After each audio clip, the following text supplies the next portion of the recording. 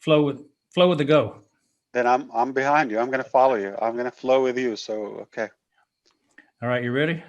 Yeah, let's keep it real. I like to be natural. I don't have to prepare, so whatever comes up.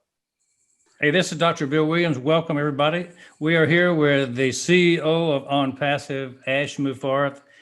Everybody knows Ash, or at least you should, because he is the man of the hour. 230,000 people now belong to OnPassive, and people want to know a lot of things. And so I've captured Ash for a couple of minutes here today. And so we want to ask him a few questions. And the first one is, what is the origin of the idea that came to you about OnPassive? To start this thing off, what was the germination of all of it? I want to say thank you so much, Dr. Bill Williams. It's an honor connecting with you. I feel like we have been looking for each other for a while, and finally we are on the same project, and I think that's a final project. What a great closure to our life and our legacy. I'm very proud to be on this mission and journey with you. You inspire me in many ways, as I said it previously, and it's just a pure honor. I think it's an evolution. It was not an overnight thing. It was a build-up. Over the years, we knew we can do better things, or we always wish they can make more sense and be more fair to our advantage. And the problem is always somebody that is unfit, or sometimes lack of ethics, or probably that excessive greed that is leading those ideas. You feel this is something good, but you put your faith and you ride along, then you realize, well, I don't think that's what they meant to do. Then you slightly fade away, and your passion decreases, and eventually it will dissolve.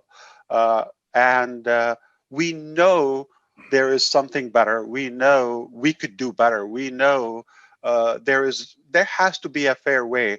And what bigger than when you win with others? I don't think it's the need. It's more of the confidence.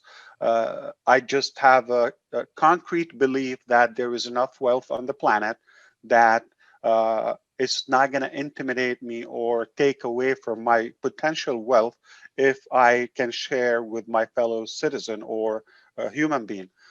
So it's from an area of decency, logic, and just a thirst for some fairness. And at the same time, I think it's very close to arrogancy. It's a fine line. It gets to the point that you have that extreme, ultimate, bold confidence that there's nothing out of reach, and you believe you're capable of doing it or pulling it through. So I decided to uh, really win with my fellow man and woman, and I believe it's just working beautifully. Sounds like you went from heartache and some personal experiences 100%. Well, to a if heart you're not at longing. ease, yeah, if you're not at ease with yourself, or it doesn't, uh, whether about credit or financial partnership, or any type of uplifting, or even putting somebody above you. Why should it be a threat to me? It's like mostly we're trying to compete in a way. So that's why I'm a little bit careful about the competitive mentality. There's no need. You and I can succeed. We don't have to compete. I don't think I can be you. I don't think you can be me, but we can be something unique together. What was your inspiration? Did you have some divine dreams, thoughts, something that came to you in the middle of the night? How did it actually come to be a germ in your mind? Well, as you know, everything comes from home. Your parents, your grandparents, is like your character is a build-up. It's not overnight. It's mostly we don't pick and choose what you want to follow in your principles or spiritual beliefs, and that whole set of your path. It's mostly we're infected.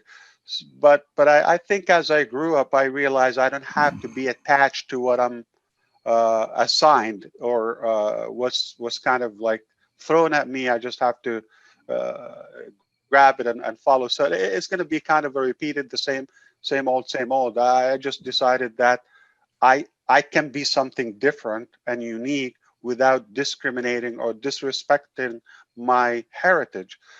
So a lot of it has about respect others, take care of the elders, don't ever insult anybody, be careful, how that kind of conservative mentality. So I have so much of it, but so it's a great combination, not in any way political, philosophy, but just theoretically, the conservative mentality where I still have to respect. I'm not opposing, somebody's ahead of me in life just because they're older.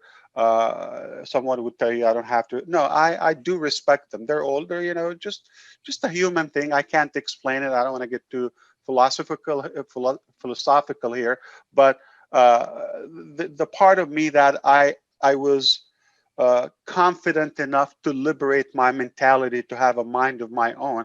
I don't have to follow exactly what I signed. Then because I already knew what's the outcome of my previous generation or the surrounding generation. If I just want to replicate that, it's easy. I can model it. But if I wanted something different, I really have to zoom out. What if I'm the ultimate power? I'm not in any way taking place of God. I'm being careful or any that universal power. So if I zoom out, if I'm the ultimate power, I'm in charge. What do I do? A side of it is responsibility. A side of it is total liberal mentality or liberated mentality, because again, I don't want to implicate political theory.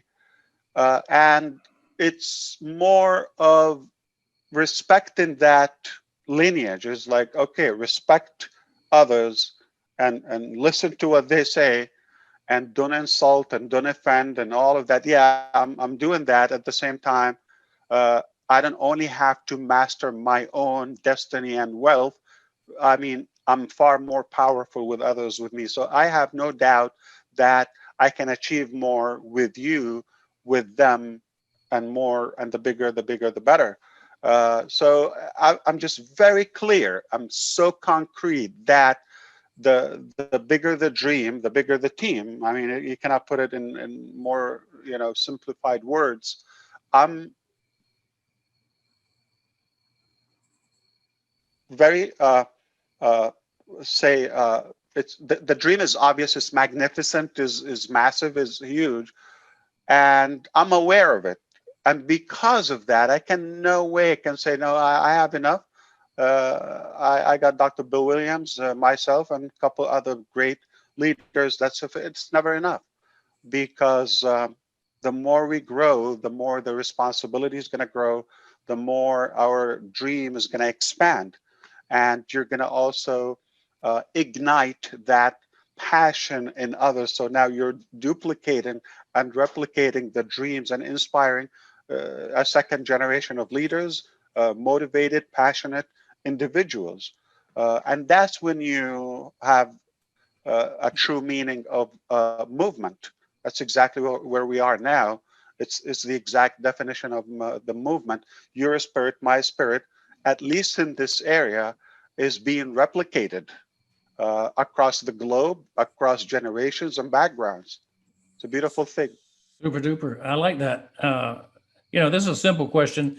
It's 2020 right now. When did you first coin the term OnPassive, and how long did it take you to actually start working on the project? So the technical part is like it was enough is enough. That spark was late 2017, 2018, right? Like winter. Okay, when I couldn't see myself following other ideologies. That's it. I said we can do better. What's available? What was available at the time was not convincing. I just knew we could do better.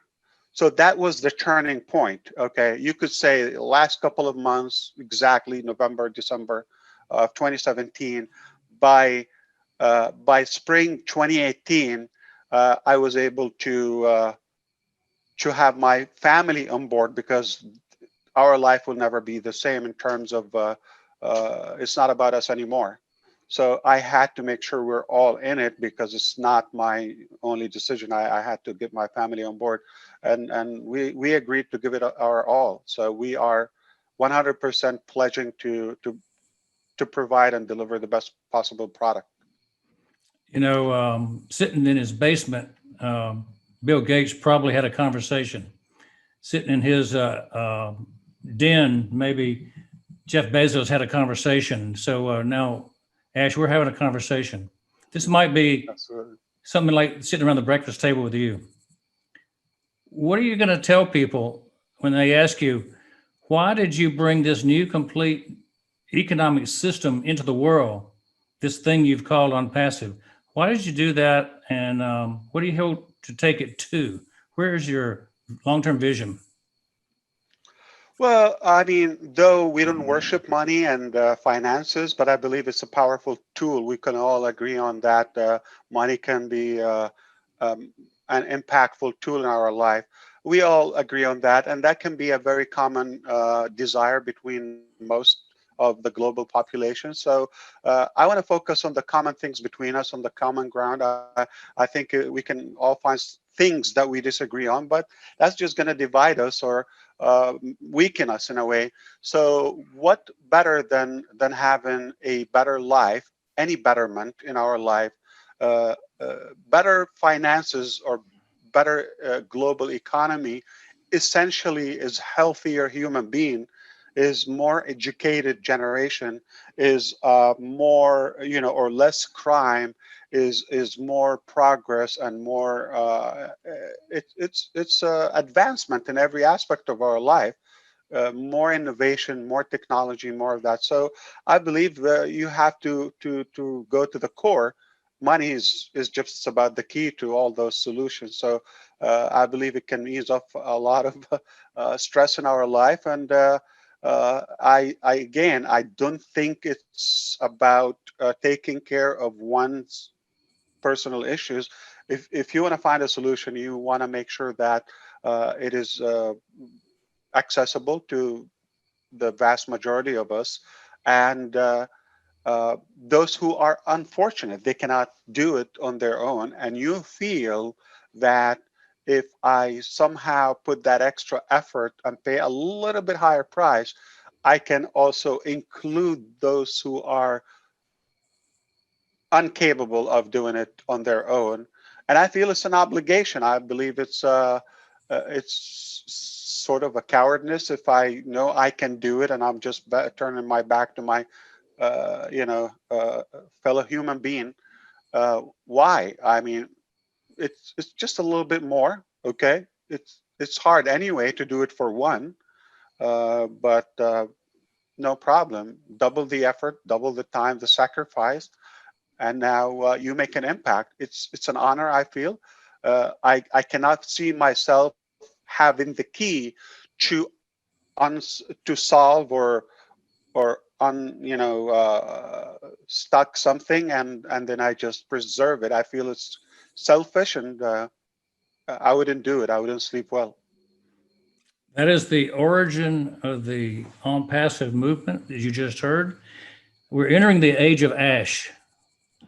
This is an amazing accomplishment, an amazing time. So OnPassive is, of course, amazing.